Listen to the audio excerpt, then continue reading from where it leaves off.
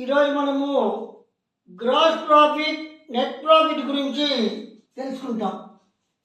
Gross profit స్థూల లాభము, నికర లాభాల గురించి తెలుసుకుంటాం.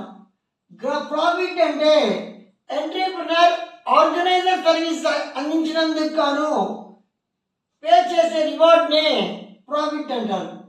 ఇంకో రకంగా చెప్పాలంటే కాస్ట్ ఆఫ్ ప్రొడక్షన్కి టోటల్ రెవెన్యూకి మధ్య ఉండే డిఫరెన్స్ని గ్రాస్ ప్రాఫిట్ అంటారు.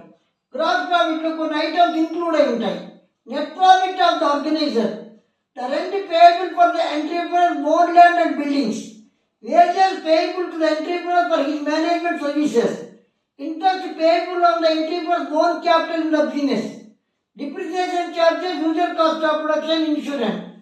నెట్ ప్రాఫిట్ ఉంటుంది. ఆర్గనైజర్ వచ్చి సొంత ల్యాండ్ బిల్డింగ్స్ ఉంటాయి ఎంటర్‌ప్రెన్యూర్కి, దానికి ఇచ్చే రెంటు. ఎంటర్‌ప్రెన్యూర్కి మేనేజ్మెంట్ సర్వీసెస్ చేస్తాడు ఎంటర్‌ప్రెన్యూర్, అతనికి వేజెస్ ఇస్తారు. తర్వాత ఎంటర్‌ప్రెన్యూర్ ఓన్ క్యాపిటల్ని బిజినెస్లో ఉపయోగిస్తాడు, దానికి ఇంట్రెస్ట్ ఇస్తారు. ఇంకా కూడా depreciation charges, usual cost of production, insurance charges అంతా కూడా కలిసి ఉంటాయి. ఈ యొక్క లాభం అంటే మొత్తం రాబడికి మొత్తం వ్యయానికి మధ్య ఉండే తేడా.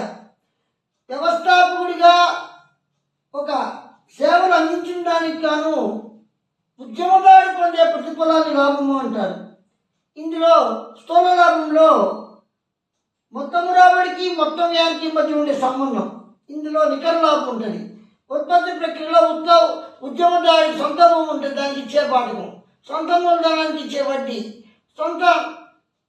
నీకు సొంత క్యాష్ ఉంటుంది, దానికి ఇచ్చే వడ్డీ, సొంతగా ఆయన పనిచేస్తాడు ఒక వ్యవస్థాపకుడిగా, అంటే ఒక ఉద్యమదారుడికి వ్యవస్థాపకుడిగా అనమాట, దానికి ఇచ్చే ప్రతిఫలం. తర్వాత నిర్వహణ సేవలు అంటారు వీటిని. ఉత్పత్తి సాధనాల యొక్క తరుగుదల ఛార్జీలు, బీమా ఛార్జీలు, ఇవన్నీ ఉంటాయి. నికర లాభం అంటే ఏంటి?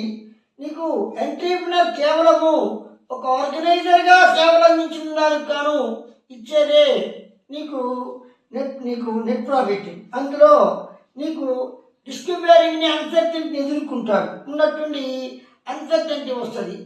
ఆ అన్సర్టెనిటీ ఎదుర్కొనడానికి ఎక్కువగా లాభాన్ని పొందుతాడు.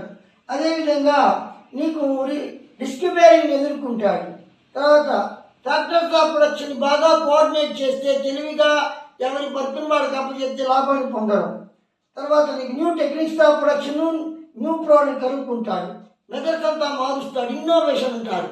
వీటికి వచ్చే లాభం